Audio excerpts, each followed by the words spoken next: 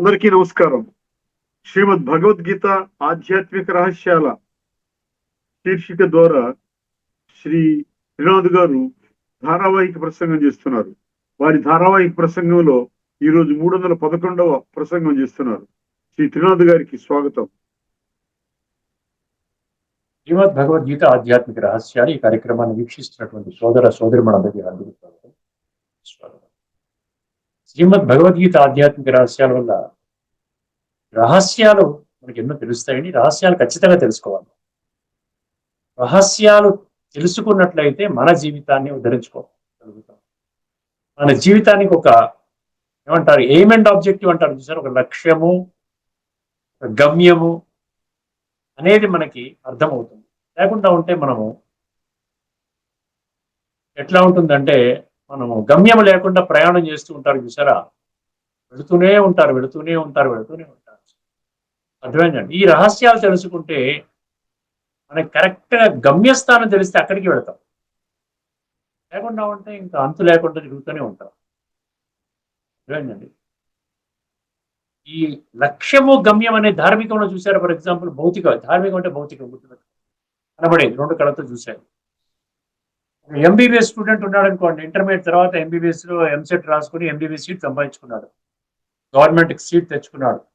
ఆయన లక్ష్యం ఏముంటుందంటే, ఒక 5 సంవత్సరాలు తర్వాత మళ్ళీ 1 సంవత్సరం హౌస్ సర్జన్షిప్, తర్వాత మళ్ళీ పీజీ ఒక 2 సంవత్సరాలు, నేను గొప్ప కార్డియాలజిస్ట్ అవ్వాలి, నేను సైంటిస్ట్ అవ్వాలి, మెడికల్ సైంటిస్ట్, లేకపోతే మందుల రీసెర్చ్ చేసుకోవాలి. అర్థమైందండి. లేకపోతే ఒక జనరల్ మెడిసిన్, లేకపోతే ఆర్థోపెడిక్, గైనికాలజీ ఇలా అనుకుంటారు కదా. వాడు ఆ లక్ష్యం గమ్యం ఉంది కాబట్టి వాడు ఆ విధంగా ముందుకెళ్తున్నారు. ఏ లక్ష్యం లేకుండా ఉంటే వాళ్ళు ఏమన్నా దాన్ని సాధించగలుగుతారా? ధార్మిక జగత్తులో మనం భగవంతుడి యొక్క విషయం తీసుకోగలిగితే, ధార్మికం అంటే ఏంటి, ధర్మ గ్రంథాలలో చెప్పినట్టు విధంగా మనం అర్థం చేసుకుని, ఆ భగవంతుని యొక్క సత్య స్వరూపాన్ని అర్థం చేసుకుని, మన జీవితానికి లక్ష్యము గమ్యం ఏమిటి, aim and objective and proper destination అంటాం జరా. ఎక్కడికైనా వెళ్ళాలి అంటే, బొంబాయి వెళ్ళాలంటే మనము విశాఖపట్నం బండి ఎక్కితే బొంబాయి వెళ్తామా? వెళ్ళం కదా. ఢిల్లీ వెళ్ళాలంటే ఢిల్లీ వెళ్ళే బండి వెళ్ళాలి. విమానంలో కూడా హైదరాబాద్ నుంచి ఢిల్లీ వెళ్ళే ఫ్లైట్ టికెటే కొనుక్కోవాలి. మీరు ఇక్కడ హైదరాబాద్ నుంచి చెన్నై వెళ్ళే ఫ్లైట్ టికెట్ కొనుక్కొని మీరు ఢిల్లీ వెళ్ళగలరా? ఎక్కడికి వెళ్ళాలి అనేటువంటి స్పష్టత మనకి ధార్మిక జగత్తులో దొరకటం లేదు. కాబట్టి అనేక విధాలుగా, అనేక మార్గాలలో, అనేక ఏవైతే ప్రక్రియలు శాస్త్రాల్లో బోధించారు అన్నటువంటి భావన ద్వారా ఆ విధంగా మనం చేస్తూ ఉన్నాం. ఎంతవరకు చేస్తాం, ఎక్కడ ఆగుతుంది అనే విషయం మనకు తెలియదండి. అందుకనే ఆ విధంగా చేస్తూనే దేహత్యాగం చేసే వరకు కూడా చేస్తూనే ఉంటాం. 100 సంవత్సరాలు బ్రతికినా కూడా ఆ యొక్క సమయాన్ని మనం ఏం చేస్తున్నాం, అంధవిశ్వాసంలో వెళుతున్నాం. దీనేత్రాన్ని తెలుసుకోకపోవడం వస్తున్నాయి. ఆధ్యాత్మిక జగత్తులో మీకు స్పష్టమైనటువంటి గమ్యం అండి. ఏ విధంగా ఒక ఇంజనీరింగ్ స్టూడెంట్ లేకపోతే అమెరికా వెళ్ళాలనుకుని చదువుకుంటాడో, ఆ విధంగా ఎటువంటి గమ్యం పెట్టుకుంటాడో అది సాధించేంత వరకు ఎంసెట్ అంటాడో, లేకపోతే టోఫెల్ ఎగ్జామ్ పాస్ అవ్వాలి, లేకుండా ఉంటే ఇంకో రకరకాల కన్సల్టెన్సీస్ వెళ్ళి అనుకొని అది సాధించే వరకు ఆ మార్గంలో వెళ్తాడు. ఎవరికి సాధిస్తాడు కూడా. మనం ఎందుకు సాధించలేకపోతున్నాము? ద్వాపర యుగం నుండి పూజలు, పురస్కారాలు, యజ్ఞాలు, త్యాగాలు, జపాలు, తపాలు, నోములు, వ్రతాలు, తీర్థయాత్రలు, దానపుణ్యం అన్ని జరుగుతున్నాయిగా. ఇంకెంతవరకు చేస్తాం మనం? అంటే గమ్యస్థానానికి ఎప్పుడు చేరుకుంటాం? లేకుండా ఉంటే మన ప్రయాణమే గమ్యస్థానం అని భావిస్తున్నారా? ఆ విధంగా ప్రయాణం చేయడం అంటే, ఆ విధంగా మనకి ఎటువంటి ఎయిమ్ అండ్ ఆబ్జెక్టివ్ లేకుండా అలా ప్రయాణం చేయటమేనా? ఒకసారి ఆలోచించండి. ధార్మికం ఆధ్యాత్మికంలో రాత్రికి పగలుకున్నంత స్పష్టత, ఆ తేడా ఉన్నదనమాట. భూమికి ఆకాశానికి ఉన్నంత తేడా ఉన్నది. ఆధ్యాత్మికతలో ఏమీ లేదు. ఏంటంటే ఆత్మవి, ఆత్మల తండ్రి పరమాత్మ, ఆత్మల యొక్క కలయిక యోగము, రాజయోగము. దాని ద్వారా సంస్కార పరివర్తన హైయెస్ట్ లెవెల్లో వెళ్ళగలిగితే సాత్విక ప్రధాన స్థితి, సాత్విక ప్లస్ అన్నమాట. సాత్విక ప్లస్ సాత్విక, రాజసిక, తామసిక 4 యుగాలు. అర్థమైందండి. సో అటువంటి స్థితికి వెళ్ళగలిగితే ఈ శరీరం ఉచ్చారించిన తర్వాత నేను స్వర్ణ యుగములో అడుగు పెట్టబోతున్నాను. అటువంటి స్థితి నేను వర్తమానములో తయారు చేసుకుంటున్నాను. కాబట్టి వర్తమాన జీవితం కూడా శ్రేష్టంగా ఉంటుంది. రెండు విధాలు మనం బెనిఫిట్ అనమాట. వర్తమాన జీవితం హాయిగా ఉంటాం, ఎంతవరకు ఆయుష్ ఉందో అంతవరకు జీవిస్తాం, చక్కగా అందరినీ గౌరవిస్తాం, మంచి పనులే చేస్తాము, భగవంతుడి ధర్మ సంస్థాపన కర్తవ్యాన్ని సమర్థించే కర్మలే చేస్తాము. ఇవన్నీ ఉన్నాయి. అర్థమైంది కదండి ధార్మిక మార్గం. మరికొన్ని విషయాలు మరొక ఎపిసోడ్ తెలుసుకుందాం. ఇప్పుడు మనము భజగోవింద శ్లోకాలు అంటే మోహముద్గర, అర్థమైందండి, మోహముద్గర అన్న విషయాన్ని మనం చర్చించుకుంటున్నాం. అంటే మోహాన్ని నాశనం చేయవయ్యా అంటున్నాడు. ఉద్గర అంటే ఆ సమ్మెట వేసి బండరాయిని ఎట్లయితే మొదలు కొడతాడో ఒక కూలివాడు, ఆ రాళ్ళు కొట్టేవాడు, ఆ విధంగా మోహాన్ని జయించు. మోహం అంటే దేహాభిమానాన్ని జయించు. నువ్వు దేహం అన్నటువంటి ఆ యొక్క అండర్స్టాండింగ్ ఏ విధంగా కూడా నువ్వు ప్రూవ్ చేయలేవు. ఆధ్యాత్మికంగా ప్రూవ్ చేయలేవు, ధార్మికంగా ప్రూవ్ చేయలేవు, నువ్వు అనుకున్నటువంటి ఆధ్యాత్మికంగా ప్రూవ్ చేయలేవు. లేకుండా అంటే అకాడమిక్ డిగ్రీస్ లో చాలా హైయెస్ట్ చదువులు ఉన్నా కూడా నువ్వు ప్రూవ్ చేయలేవు. అర్థమైందండి. అందుకనే భగవంతుడు ఏమంటున్నాడు ఇక్కడ భజగోవింద శ్లోకాలు మనకి ఏం చెప్తున్నారు? మోహం ఉద్గర అంటే ముందు ఈ యొక్క ఆధ్యాత్మిక మార్గము సుగమము కావాలి అంటే ముందు నీవు దేహాభిమానాన్ని పూర్తిగా సమూలముగా వదలగొట్టుకోవాలంట.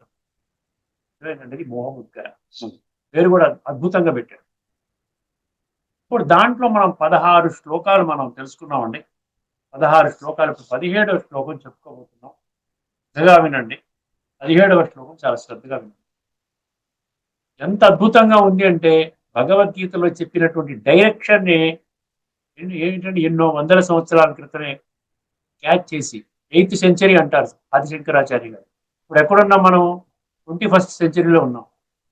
అంటే అర్థమేంటి? సుమారుగా 1500 సంవత్సరాల క్రితం, 1400 సంవత్సరాల క్రితం, 1300 సంవత్సరాల క్రితం ఈ విషయాలన్నీ మనం చెప్తున్నాం. ఏ విధంగా నడుచుకోవాలి. ఎందుకంటే అటువంటి వాళ్ళ లక్ష్యం ఏంటంటే స్వచ్ఛమైన సన్యాసులు అండి వీళ్ళు. ఆదిశంకరాచార్య అంటే వర్తమానంలో మనం చూస్తున్నటువంటి విధం కాదు. అందుకని ఆయన కూడా ఏం చెప్తున్నాడు? సో ఈ విధంగా వర్తమానంలో అంతా కూడా మోసపూరితంగా జరుగుతున్నాయి నాయన, జాగ్రత్తగా ఉండండి, అలర్ట్ గా ఉండండి, మీకు డైరెక్షన్, కరెక్ట్ డైరెక్షన్ అనేది తెలుసుకోవాలంటే బుద్ధి నేత్రాన్ని తెలుసుకోండి అని చెప్తున్నాడు ఆయన.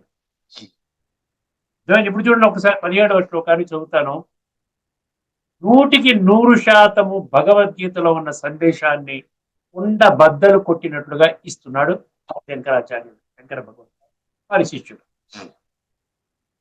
ఒకసారి శ్లోకాన్ని వినండి.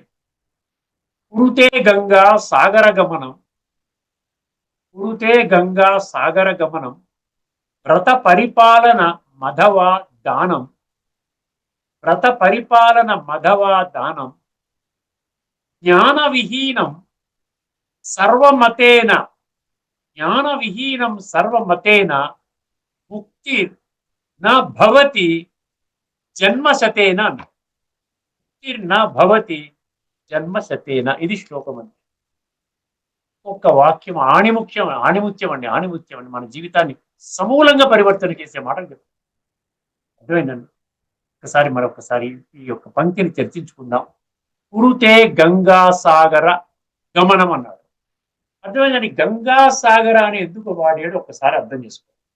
గంగా సాగరం అంటే ఏంటంటే ఆ గంగా సాగరం అనేది ఆ మధ్య కలయిక. అంటే గంగా నది సాగరంతో కలిసేటువంటి సంగమించేటువంటి స్థానము అతి పవిత్రంగా భక్తి మార్గంలో భావిస్తారు.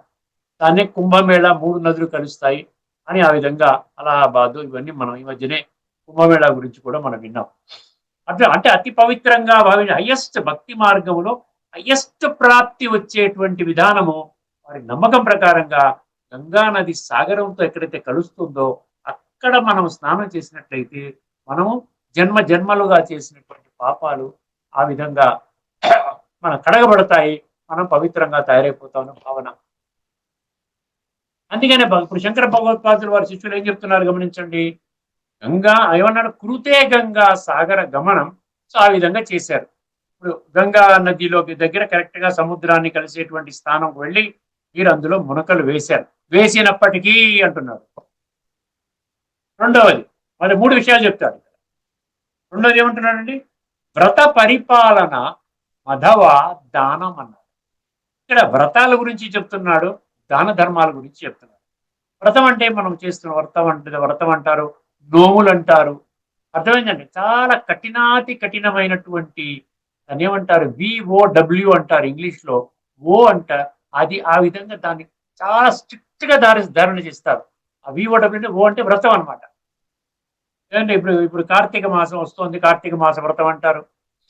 అర్థమైందండి? లేకుండా ఉంటే శ్రావణ మాస శుక్రవారం వ్రతం అండి, సోమవారం శివుడి వ్రతం అండి అంటారు, లేకపోతే శుక్రవారం శ్రావణ వ్రతం అంటారు. ఇలాగా శివరాత్రి వచ్చిందంటే ఇప్పుడు వ్రతం ఉందండి మాకు, సుమారుగా ఒక 10 రోజుల పాటు మాకు వ్రతం ఉందండి. లేదా వినాయక చవితి వచ్చిందంటే 11 రోజుల పాటు మాకు వ్రతం ఉందండి. సో ఎన్ని వ్రతాలు చేసినప్పటికీ అంటున్నాడు, ఉపవాసం అనే వ్రతము, దేహాన్ని కష్టపెట్టుకునే వ్రతాలు ఎన్నో ఉన్నాయి. జాగరణ ఒక వ్రతము. అర్థమైందండి? మౌనంగా ఉండడం, అలాగే ఉంటాము, లేకపోతే ఎటువంటి భోజనము కొన్ని నెలల పాటు స్వీకరించము, ఈ శరీరాన్ని కష్టపెట్టుకునే వ్రతాలు. ఏమంటున్నాడండి? కురుతే గంగా సాగర గమనం, గంగా నది సాగరం కలిసేటువంటి ప్రాంతంలో చేరుకొని ఎన్ని మునకలు తీసినప్పటికీ, అదేవిధంగా భక్తి మార్గంలో, ధార్మిక జగత్తులో ఎన్ని రకాల వ్రతాలని ఆచరించినప్పటికీ, మళ్ళీ ఏమన్నాడు, మదవా దానం అన్నాడు. దాన ధర్మాలు మీరు ఉన్నాయి, బాగా డబ్బులు ఉన్నాయి, భగవంతుడు మీకు ఇచ్చాడు, మీకు ధార్మిక డబ్బు బాగా ఇవ్వటమే కాకుండా ధార్మికంగా దాన పుణ్యాలు చేసేటువంటి బుద్ధిని కూడా ఇచ్చాడు. అందరికీ అడిగినంత ఇచ్చేస్తూనే ఉన్నారు. అర్థమైందండి? ఉన్నటువంటి మీ రిచెస్ అంతా కూడా అందరికి పంచిపెడుతున్నారు. పేదలకు ఇల్లు కట్టిస్తున్నారు, లేకపోతే అన్నదానం చేస్తున్నారు ప్రతినిత్యం. ఎక్కడో మన గుడికి వెళ్ళి అక్కడ అందరికీ కూడా భోజనాలు పెడుతున్నారు. ఎన్ని వస్త్రదానం అండి, భూదానం, గోదానం, అన్ని దానాలు చేస్తున్నారు. అయినప్పటికీ అంటున్నాడు, సరే, హృదే గంగా సాగర గమనం, వ్రత పరిపాలన, మధవా దానం. ఈ 3 చెప్పాడండి. 3 చెప్పాడు. పుష్కరాలు స్నానం, ఆ గంగా నది అంటే మేళ, కుంభమేళాలు స్నానం చేసినప్పటికీ, ఇన్ని రకరకాల వ్రతాలు చేసినప్పటికీ, ఆచరించినప్పటికీ, అదేవిధంగా దాన పుణ్యాలు చేసినప్పటికీ, ప్రపంచం అందరికీ కూడా మీరు దానం చేశారు.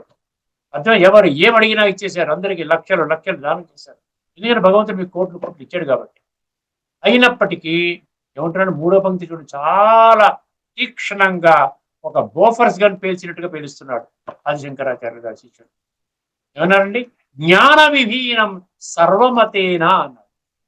జ్ఞాన విహీనం అంటే ఇచ్చిన జ్ఞానము లేకుండా, జ్ఞానం అంటే ఏంటి? ఆత్మజ్ఞానం లేకుండా, పరమాత్మ జ్ఞానం లేకుండా, కర్మల గుహ్య గతి, కర్మల ఫిలాసఫీ, కర్మల ఈ రోజున కర్మ ఫిలాసఫీ తెలియకపోవడం వల్లనే చెడు కర్మలు చేస్తున్నారు, దుష్ట కర్మలు, భ్రష్ట కర్మలు చేస్తున్నారు, నీచాతి నీచమైన నికృష్టమైన కర్మలు చేస్తున్నారు. అర్థమైందండి? కర్మ సిద్ధాంతం అర్థం చేసుకోవడానికి కర్మ సిద్ధాంతం చాలా ముఖ్యం. భగవద్గీతలో మనం సుమారు ఒక 50 ఎపిసోడ్స్ మనం చర్చించుకున్నట్టున్నాం. కర్మ చేయండి, కర్మ ఫలితాన్ని విడిచిపెట్టండి, కర్మలంటే ఏం చేయాలి, ఎటువంటి కర్మలు చేయాలి, భగవంతుని యొక్క ధర్మ సంస్థాపన కర్తవ్యాన్ని సమర్థించే కర్మలు మనం చేయాలి. మనం ఎన్నో ఎపిసోడ్ చర్చించుకున్నాం. దయచేసి ఈ సిద్ధాంతాన్ని చాలా తేలిక తీసుకోకూడదు. కర్మ సిద్ధాంతం 4 విషయాలు ఉంటే మీకు ఈ జ్ఞానం అండి, ఆధ్యాత్మిక జ్ఞానం మీకు వంటబట్టాలంటే 4 విషయాలు మీకు స్పష్టత ఉండాలి. ఏమిటండి? 1, నేనెవరిని, నేను ఒక ఆత్మని. 2, నా తండ్రి ఎవరు, పరమాత్మ. విశ్వాత్మలందరికీ తండ్రి ఒక్కరే, వారే భగవంతుడు, వారే ఈశ్వరుడు, నిరాకారుడు, జ్యోతి స్వరూపుడు. అందుకనే ఆయనని పరమ ఆత్మ అన్నారు, పరమ దేహం అని చెప్పి ఇవ్వలేదు. 3వది ఏం చెప్తున్నాడు? సృష్టి చక్రం. సృష్టి చక్రం యొక్క అంటే ఆత్మ అవినాశి అన్నప్పుడు ఏమవుతుంది? మన డౌట్ వస్తుంది కదా, ఆత్మ అవినాశి అన్నారు, అన్ని మళ్ళీ ఇక్కడే భక్తి మార్గంలో లీనం అంటున్నారు, లేకపోతే అస్తిత్వం కోల్పోయినట్టుగా చెప్తున్నారు, లేకపోతే అది మాయమైపోతుంది అంటున్నారు, జన్మ రాహిత్యం అంటున్నారు, రకరకాల ప్రక్రియల ద్వారా కన్ఫ్యూజ్ అయిపోతున్నాం. అందుకని కాలచక్ర జ్ఞానం కూడా మీకు ఉండాలి. సంస్కారాల అనుసారంగా సత్య త్రేతాద్వాపర ఈ విధంగా తెలుస్తాం. మధ్యలో కుళ్ళిపోయిన తర్వాత పరమాత్మ సృష్టిలో ఒక నరుణ్ణి, ఒక మనిషి శరీరం ఆధారం చేసుకొని మళ్ళీ మనకి ఈ యొక్క గీత జ్ఞానం అంటే ఆధ్యాత్మిక జ్ఞానాన్ని, ఆత్మజ్ఞానం, పరమాత్మ జ్ఞానం, సృష్టి చక్ర జ్ఞానము మరియు కర్మల గుహ్యగతి అంటాడు కర్మ సిద్ధాంతం. ఈ 4 విషయాలు తెలుసుకుంటే మీ జీవితం మారిపోద్దండి. బుద్ధి నేత్రాన్ని తెరుచుకోవాలి. ఇదే సత్యం, తిరుగులేని సత్యము, తిరస్కరించలేని సత్యం. అందుకని ఏమంటాడు ఇక్కడ? జ్ఞాన విహీనం. ఈ జ్ఞానము కానీ లేకుండా మీరు ఎన్ని దాన పుణ్యాలన్నా చేసుకోండి, ఎన్ని పుష్కరాల్లో, ఎన్ని కుంభమేళాల్లో మునగండి, గంగా నది సాగరం తట్టున అక్కడే జీవితాన్ని గడపండి, అక్కడే ప్రాణాన్ని విడవండి. ఏమంటున్నాడండి? ఎన్ని వ్రతాలు మీరు చేపట్టినా నిర్వహించినా ఎన్ని ఆచరించినప్పటికీ కూడా జ్ఞాన విహీనం సర్వమతేనా. సర్వమతేనా ఇది చాలా ముఖ్యమైన అండర్లైన్ చేసుకోండి. ఇది ఒక్క మతం చెప్పిన విధానం కాదు. ఇది చెడు కర్మలు చేస్తే చెడిపోతావని అన్ని మతాలు చెప్పాయి. చెడు కర్మలు చేసినా నువ్వు స్వర్గానికి వెళతావు, దుష్ట కర్మలు చేసినా స్వర్గానికి వెళతావు, అందరినీ హింసించినా, మోసం చేసినా, లంచం తీసుకొని దుఃఖపెట్టినా, మారణకాండ సృష్టించినా, హత్యలు చేసినా, రేపులు చేసినా, ఈ విధంగా చేసిన అన్ని చెత్త పనులు చేసినా నీవు స్వర్గానికి వెళతావని ఏ ధర్మం చెప్పలేదు. ఈ భూమండలం మీద మనుషులకు అందుబాటులో ఉన్నటువంటి ఏ ఒక్క ధర్మం కూడా చెడు పనులు చేయండి, మా దగ్గరికి రండి, మేము మీకు ముక్తిని ప్రసాదిస్తాము లేదు. ఎక్కడ చెప్పలేదు. మీకు కావాలంటే మీరు ఎక్కడైనా గూగుల్లో కానీ ఇతర AI టూల్స్ అని వచ్చాయి కదా, దాంట్లో వెతుక్కోండి, దొరకదు. అందుకని ఇక్కడ సర్వమతేనమని శంకరాచార్యులు గారు అనేశారు. అర్థమైందండి. ముక్తిర్ నా లభతి జన్మశతేనం అన్నాడు. చూసారా ఏమన్నాడండి అక్కడ? జ్ఞాన విహీనం సర్వమతేనం. సర్వ మతాలు కూడా అదే చెప్తున్నాయి రా నాయన. చెత్త పనులు చేసుకుంటూ నువ్వు ఏదో దేవుడిని ఒక 5 నిమిషాలు పూజ చేసుకుని నువ్వు చెత్త పనులు చేసుకుంటావు, తాగుతావు, తందనాడతావు, మోసం చేస్తావు, దుఃఖపెడతావు, ప్రపంచంలో ఉన్న ప్రతి ఒక్క ప్రాణికి హాని కల్పిస్తావు, నీ ఒక్కడివే ఏదో సామ్రాజ్యాన్ని నిర్మించుకుంటావు, బ్రహ్మాండంగా ఉందని నువ్వు గర్వపడతావు, ఆ విధంగానే శరీరం త్యాగం చేస్తావు, నీవు నరకానికి పోతావు అంటున్నాడు. అంటే ఉన్న కొన్ని విషయాలు కొంచెం గట్టిగా చెప్పకపోతే అర్థం కాదండి. ఎందుకంటే శంకరాచార్య గారు చెప్పిన విషయాలనే చెప్తున్నా మీకు. నేను సొంతంగా ఏమి ఎక్స్ట్రా ఏమి యాడ్ చేయట్లేదండి. జ్ఞాన విహీనం సర్వమతేన ముక్తిర్ నా లభతి నా భవతి అన్నాడు అక్కడ. భవతి అంటే నీకు అందదు, పొందలేవు. భవతి అంటే ప్రాప్తి. నీవు నా ప్రాప్తి అన్నాడు కదా. నా భవతి అంటే నో ప్రాప్తి. ముక్తి అంటే ఏంటి? లిబరేషన్ అంటాడు, మోక్షము అంటాడు. అంటే ఈ శరీరం విడిచిపెట్టిన తర్వాత నీవు బాగా హాయిగా నిశ్చింతగా ఈ బ్రహ్మాండ మహాతత్వము, పరంధామము, నిర్వాణ ధామము, శాంతి ధామము, అమర ధామము, ఆత్మల లోకమైనటువంటి పరంధామము, అక్కడికి నువ్వు చేరుకోలేవు. ఎన్ని జన్మలు అంటున్నాడు? 100 జన్మలు తీసుకున్నా చేరుకోలేవు అంటున్నాడు. జన్మ సతేనా అన్నాడు. 100 జన్మలు తీసుకున్నప్పటికీ కూడా నీవు చేరుకోలేవు. అర్థమైందండి? ఒక్కసారి గమనించండి. ఒక్కసారి దీన్ని సమరైజ్ చేస్తాను. కురుతే గంగా సాగర గమనం. గంగా నది సాగరం కలిసేటువంటి చోటిలో ముడకలు పెట్టినప్పటికీ వ్రత పరిపాలన మధవ దానం. ఎన్ని రకాల వ్రతాలు, భక్తి మార్గంలో ఎన్ని రకాల వ్రతాలు అంటున్నారు కదా, వౌస్ అంటున్నారు కదా, అటువంటి ఎన్ని కూడా మీరు చేపట్టినప్పటికీ దాన పుణ్యాలు, కోటాను కోట్ల రూపాయల ఆస్తులు, పంపకాలు, బంగారం అంత ప్రపంచం మీ దగ్గర ఉన్నదంతా కూడా ప్రపంచానికి స్వాహ చేసినప్పటికీ కూడా అర్థమైందండి. ముక్తి నా లభతి జన్మశతేనా. 100 జన్మలు మీరు తీసుకున్నా కూడా మీకు ముక్తి దొరకదు. ఇది మనకి అంటే ఏమర్థమవుతోంది మనకి ఇక్కడ? మనకి ఏమర్థమవుతోందండి? మార్గము స్పష్టత లేనంత వరకు కూడా ప్రయాణం చేస్తూనే ఉంటాం. ఎండ్లెస్ ట్రావెల్ అనమాట. ఆ జర్నీ ఎంతవరకు అయ్యే కారు అలా నడిపిస్తూనే ఉన్నాం. ఎక్కడ మన ఊరు రావడం లేదు. ఏ ఊరు సార్ మీకంటే మనం చెప్పలేకపోతున్నాం. వాడు తిరుగుతూనే ఉన్నాడు డ్రైవర్.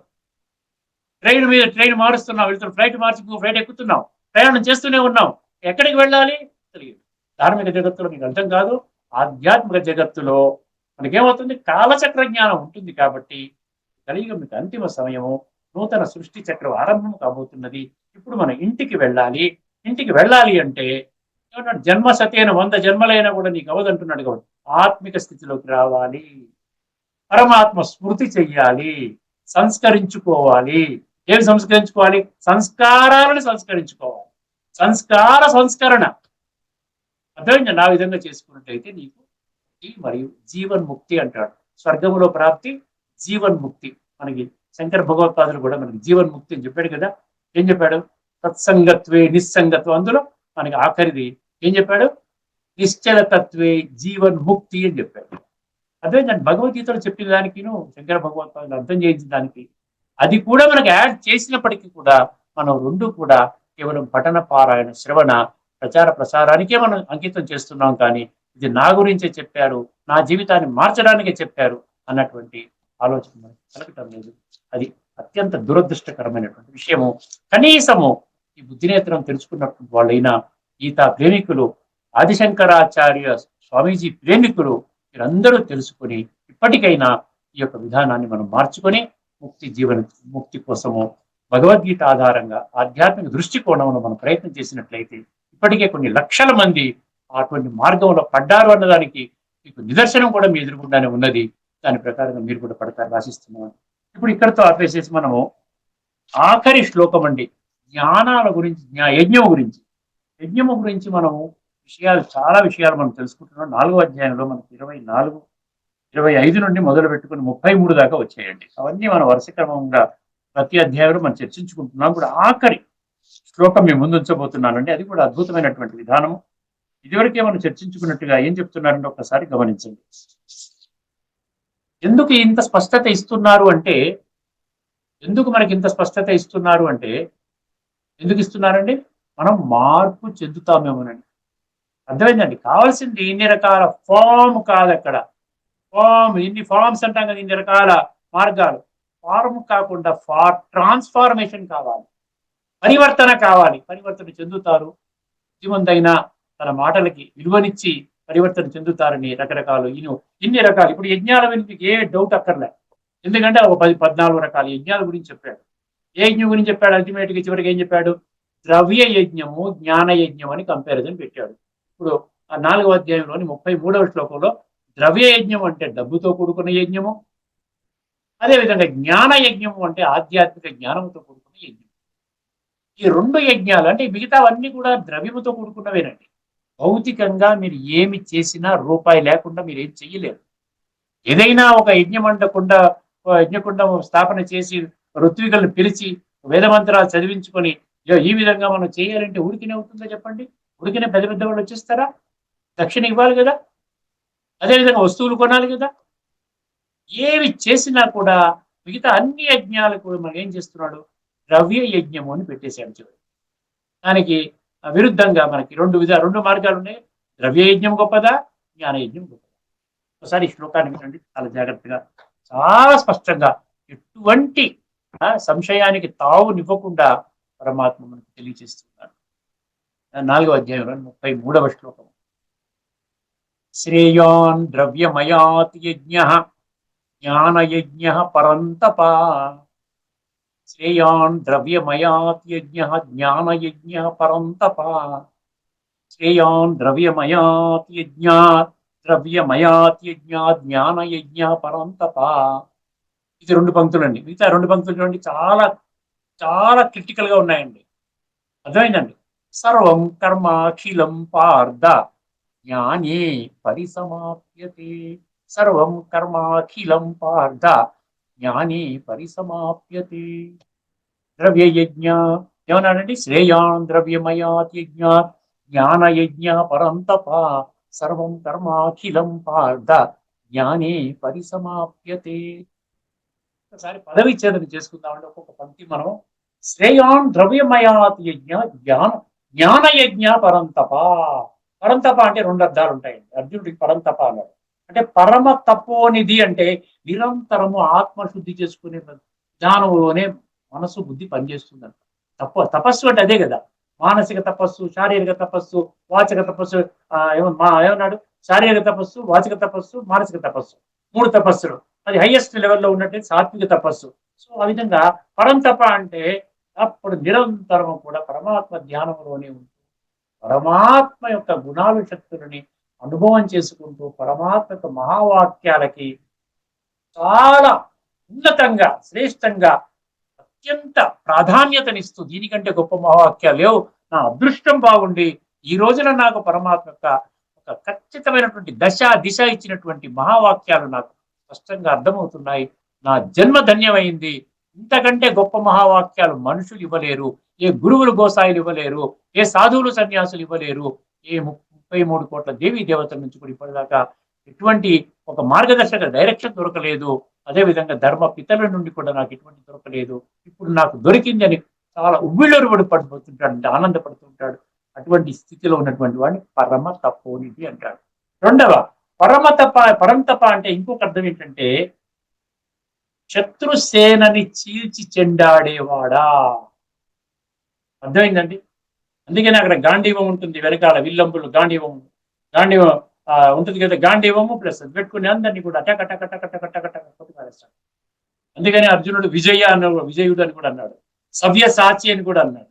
అర్థమైందండి? అంటే ఎటువైపు నుంచి వచ్చిన శత్రువులు టక టక టక టక కొడుతుంటాడు. ఇక్కడ ఏంటి ఆధ్యాత్మిక జగత్తులో మనం ఏం చెప్పుకున్నాము? ఇది ఆధ్యాత్మిక యుద్ధము, ఆంతరిక యుద్ధము, spiritual war, not external physical violent war కాదు, హింసాత్మక యుద్ధము కాదు ఇది. తెలుసుకున్నాం కదా. నిరంతరము కోపాన్ని జయించాలి, సహన శక్తి పెట్టుకోవాలి, అందరినీ ప్రేమించాలి, దానితో కోపాన్ని జయించవచ్చు.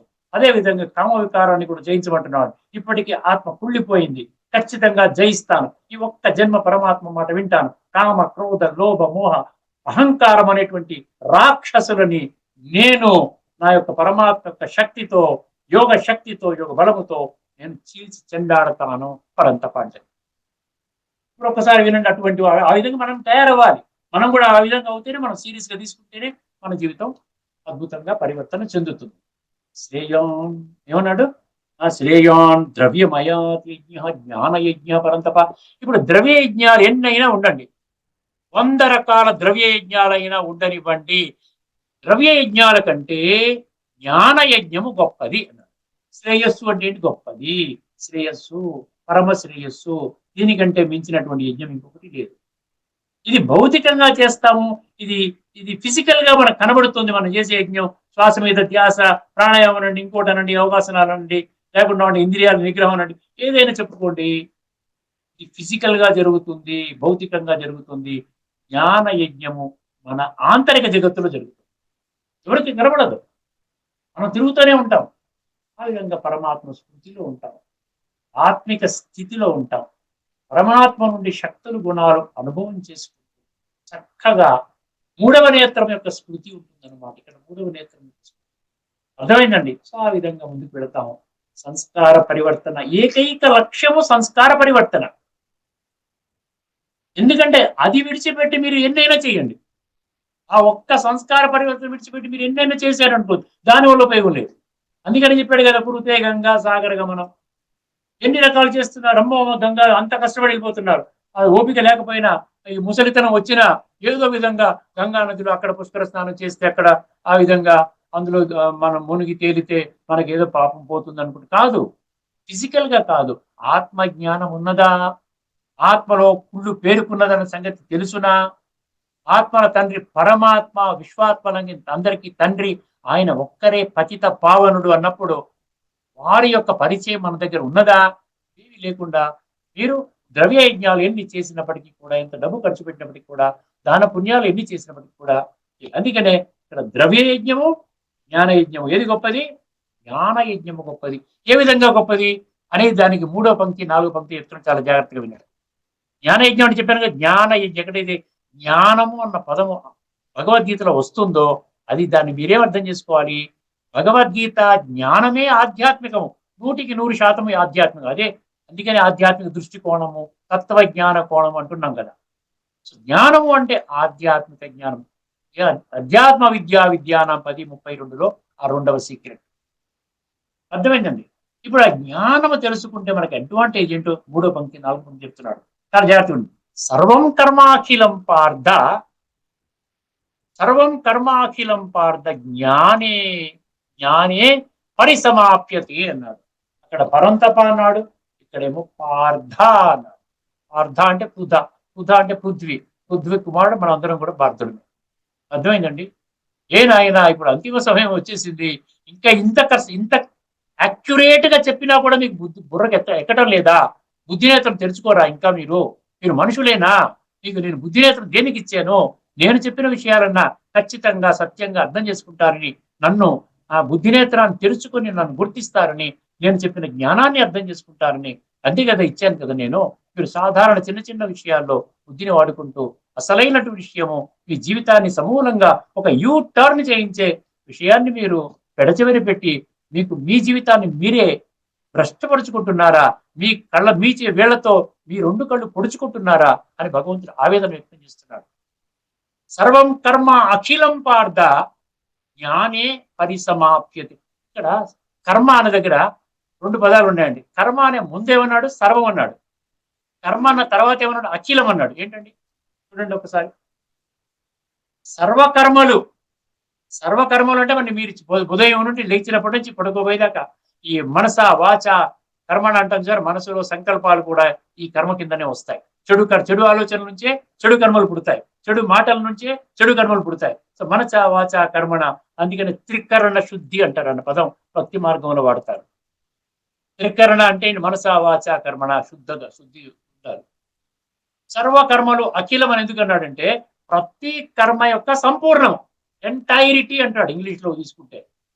అదేవిధంగా కర్మలో ఒక 5% కాదు, 100% ఆ కర్మ జ్ఞానం ఆధారంగా ఫిల్టర్ కావాల్సిందే.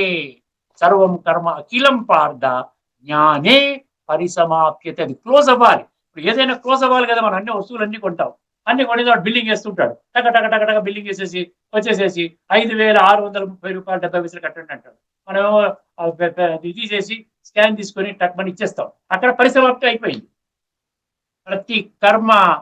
ప్రతి కర్మనే కాకుండా ప్రతి కర్మ ఆది మధ్యాంతాల కర్మ అంటే కంప్లీట్ అన్నమాట. ఎక్కడ ఏ పిసర కూడా అవ్వకుండా నీవు చేసిన ప్రతి కర్మ మంచి కానీ చెడు కానీ, నీవు మాట్లాడిన ప్రతి మాట మంచి కానీ చెడు కానీ, నీవు చేసిన ప్రతి సంకల్పము మంచి కానీ చెడు కానీ, ఇది జ్ఞానం ఆధారంగా ఫిల్టర్ అవుతుంది. జ్ఞానం ఆధారంగా ఏమవుతుంది? ఇది మంచిదైతే ఈ సంస్కారం పరివర్తన అవుతుంది, లేకపోతే కార్మిక బాండేజ్ అంటాడు. బాండేజ్ అంటే బంధనం అంటాడు. బంధనం అంటే ఏంటి? ఇప్పటికే ఆత్మ కుళ్ళిపోయింది, ఇది ఇంకా కుళ్ళిపోతుంది. అర్థమైందండి? ఇక్కడ నుండి కొళ్ళకుండా చూసుకోవాలి. 2 పనులు చేయాలని ఇప్పుడు మనం ఏం చేయాలి? ఫర్దర్ గా ఇక్కడ నుంచి చేసే కర్మల్లో శ్రేష్టత్వం తీసుకొని రావాలి, మన సంకల్పాల్లో శ్రేష్టత్వం తీసుకొని రావాలి, సకారాత్మక సంకల్పాలు చేయాలి, మంచి మాటలు మాట్లాడాలి. మన కర్మలన్నీ కూడా భగవంతుని దివ్యమైనటువంటి ఈ యొక్క ధర్మ సంస్థాపన కర్తవ్యాన్ని సమర్థించే విధంగా కర్మలు చేసామనుకోండి, అప్పుడు మనకి నిశ్చింతగా ఉంటాం. ఏ విధంగా పరిసమాప్యం అవనివ్వండి, నేను చేసిన కర్మ శ్రేష్టము, నేను మాట్లాడే మాట శ్రేష్టము, నా మనసులో నేను చేసే ఆలోచనలు కూడా సాత్వికము. ఆ విధంగా నిశ్చింతగా ఉండే పరిస్థితి మనకి భగవంతుడు తెలియచేస్తున్నాడు. లేకపోయినట్లయితే ఇప్పటి వరకు ఆత్మలో నిక్షిప్తము కాబడిన జన్మలుగా నీవు చేసినటువంటి ఈ భ్రష్ట నీచ నికృష్ట కర్మల ఆధారంగా దాని ఫలితముగా ఆత్మలో కుళ్ళు పేరుకున్నటువంటి దానిని తీర్చుకోవడం విషయాన్ని పక్కన పెట్టి ఇంకా నువ్వు కుళ్ళు పనులు చేస్తున్నావా నాయనా, అధోగతి పాల్గొనడానికి నాకు ఎటువంటి బాధ్యత లేదు, తండ్రిగా నేను హెచ్చరిస్తున్నాను, వింటావా వినవా నీ ఇష్టము. అర్థమైందండి? అక్కడ అంటే 1863 చెప్తాడు కదా, ఇది తే జ్ఞానమాఖ్యాతం గుహ్యాతి గుహ్యతరం మయ విమృషైత దశేషణ యథేచ్ఛసి తథా, నీ ఇష్టం వచ్చినట్టు చేసుకో, నేను మాత్రం చెప్తున్నాను. తర్వాత నీవు నన్ను ఏదైనా కష్టం వచ్చినప్పుడు భగవంతుడా, దానికి నీకు అర్హత లేదు నాయనా, నేనే భగవంతుణ్ణి, నేనే నీకు చెప్తున్నాను, కర్మ యొక్క సిద్ధాంతాన్ని చెప్తున్నాను, కర్మల గుహ్య గదిని చెప్తున్నాను. ఈ కర్మలు జ్ఞానం ఆధారంగా, జ్ఞానం ఏం చెప్తుంది? భగవంతుని యొక్క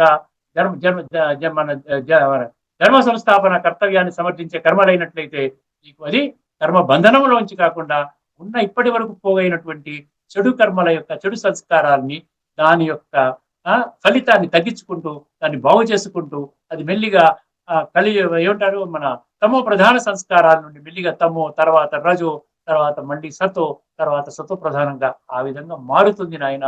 అందువలన ఇప్పుడు నీవు చేయవలసిందల్లా జ్ఞానము అంటే ఏమిటో తెలుసుకో. ఎందుకంటే జ్ఞానం ఆధారంగానే ఇవంతా పరివర్తన అవుతున్నప్పుడు జ్ఞానం ఏమిటి? నువ్వు ఆత్మవి, ఈ శరీరం ఉంది, ఆత్మ తండ్రి పరమాత్మ. రాజయోగమైన ప్రక్రియ ద్వారా ఈ యొక్క జ్ఞానము జ్ఞానం యొక్క స్పష్టత ఉంటే మన కర్మల్లో కూడా శ్రేష్టత్వం వస్తుంది. ఎవరిని ఏమాట అన్నాం? ప్రతి ఒక్కరిని ఆత్మగా గుర్తించి పరమాత్మ సంతానముగా, సర్వమానవ సౌభ్రాతృత్వం అన్న విధంగా, వసుదైవ కుటుంబకం అన్న విధంగా, సర్వే జన సుఖినో భవంతు అన్న విధంగా, లోకా సమస్త సుఖినో భవంతు అన్న విధంగా మనం ఏం చేస్తామండి? ఆ విధంగా మన జీవన ప్రయాణాన్ని పూర్తిగా పరివర్తన చేసుకుని సంస్కార పరివర్తన దిశగా వెళతాము. దానికి జ్ఞాన యజ్ఞము మాత్రమే తోడ్పడుతుంది, కానీ ద్రవ్య యజ్ఞము తోడ్పడదు అని ఇది తత్వం అండి.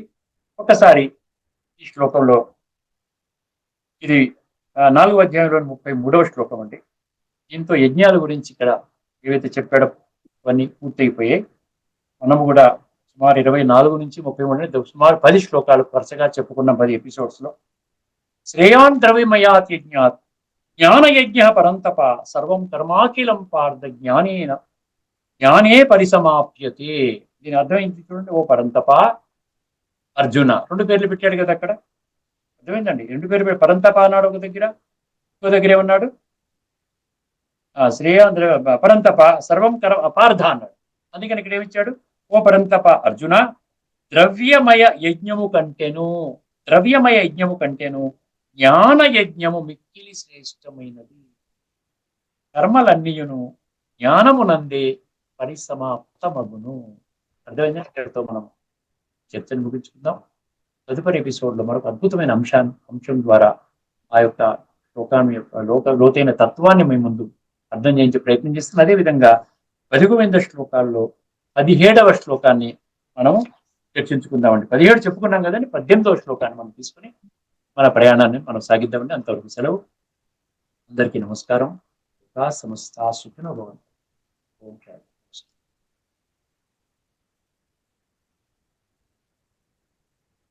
శ్రీమద్ భగవద్గీత ఆధ్యాత్మిక రహస్యాల తాత్విక సారాన్ని మనకు సవివరంగా విశ్లేషించిన శ్రీ త్రినాథ్ గారికి ధన్యవాదాలు.